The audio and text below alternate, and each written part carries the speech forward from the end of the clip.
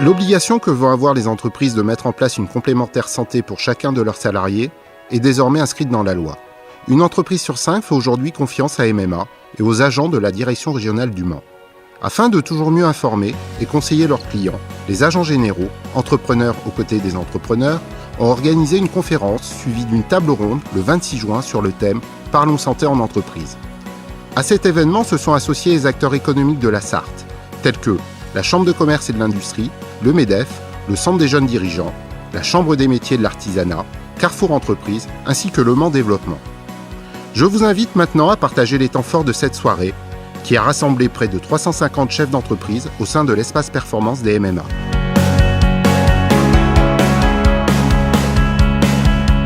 Alors, tout d'abord, les partenaires sociaux dans le cadre d'un accord interprofessionnel et le législateur dans le cadre d'une loi de transposition ont institué une obligation à la charge de tous les employeurs de couvrir leurs salariés en matière de remboursement de frais de santé.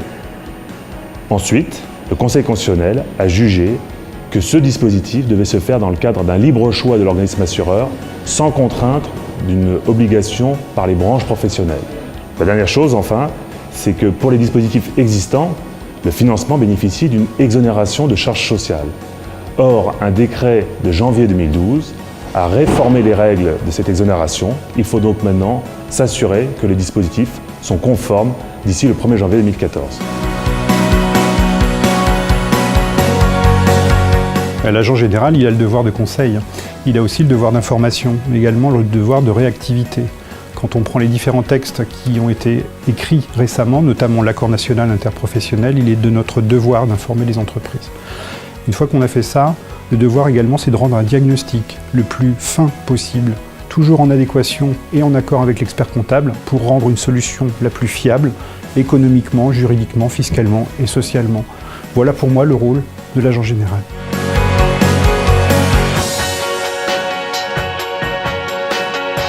Tout d'abord, les clients ne nous ont pas sollicités, ne nous ont pas demandé d'informations sur ces nouvelles dispositions.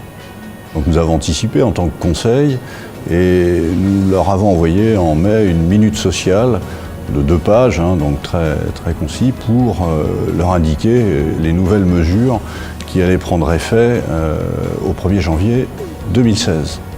Nous avons en plus en parallèle demandé à nos collaborateurs de faire un pré-diagnostic par rapport au dossier de nos clients et de mesurer le risque fiscal, le risque social, notamment en matière de redressement URSSAF, qu'ils pouvaient encourir de par les contrats qu'ils avaient actuellement. Nous leur conseillons bien évidemment par un courrier circonstancié, individuel, de prendre contact avec leur assureur, et notamment les MMA bien sûr, pour revérifier les contrats et voir s'ils sont dans les normes des nouveaux textes.